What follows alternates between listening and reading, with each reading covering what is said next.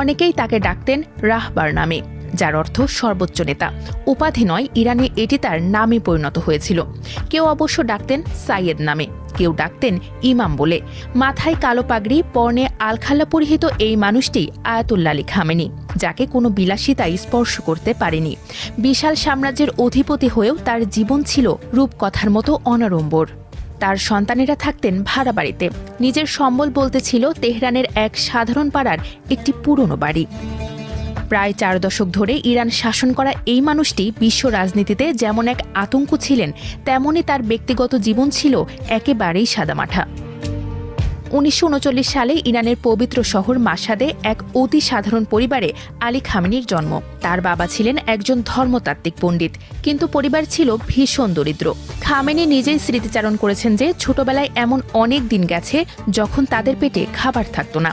13 বছর বয়সে এক বিপ্লবী বক্তার কথা শুনে তার মনে অন্যায়ের বিরুদ্ধে লড়াইয়ের বীজ রোপিত হয়। ভিক্টর হুগোর লা মিজারেবল ছিল আয়াতুল্লাহ আলী খামেনির প্রিয় বই। খামেনির কার্যালয়ের প্রধান আয়াতুল্লাহ গোলপায়েগানি এক সাক্ষাৎকারে নেতার জীবনের এক বিস্ময়কর চিত্র তুলে ধরেছেন। তিনি বলেন, খামেনি চাইলেই বিশ্বের যাবতীয় বিলাসিতা ভোগ করতে পারতেন, কিন্তু তিনি বেছে নিয়েছেন বৈরাগ্য। এমনকি উপহার হিসেবে আসা সোনা বা মূল্যবান গহনা তিনি নিজের জন্য রাখতেন না। একবার এক রাষ্ট্রপ্রধান তাকে অত্যন্ত দামি উপহার দিয়েছিলেন। খামেনি সেই উপহারগুলো বিক্রি করে সেই টাকা দিয়ে দুর্গম এলাকার দরিদ্র মানুষের জন্য ঘর তৈরি করে দিয়েছিলেন। শিশুদের ব্যাপারে তিনি ছিলেন খুবই কোমল। শিশুদের কান্না তিনি সহ্য করতে পারতেন না।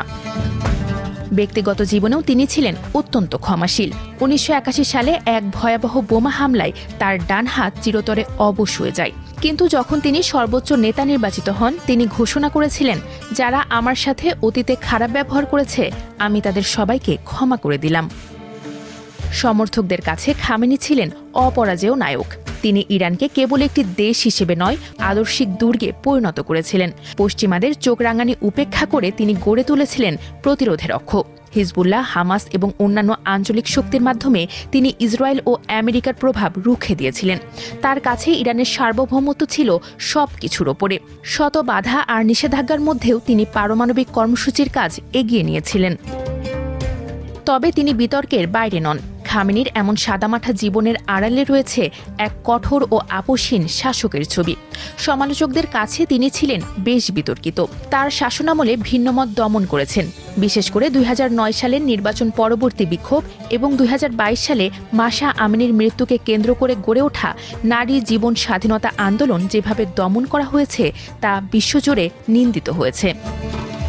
2026 সালের জানুয়ারিতে অর্থনৈতিক সংকটের প্রতিবাদে নামা হাজার হাজার বিক্ষোভকারীকে হত্যার অভিযোগ উঠেছে তার বাহিনীর বিরুদ্ধে।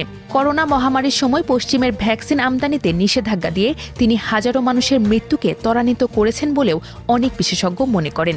বিরোধীদের মতে তার একরোখা পররাষ্ট্রনীতি ইরানকে আন্তর্জাতিকভাবে একঘরে করে রেখেছিল এবং সাধারণ মানুষের জীবনকে দুর্বিষহ করে তুলেছিল।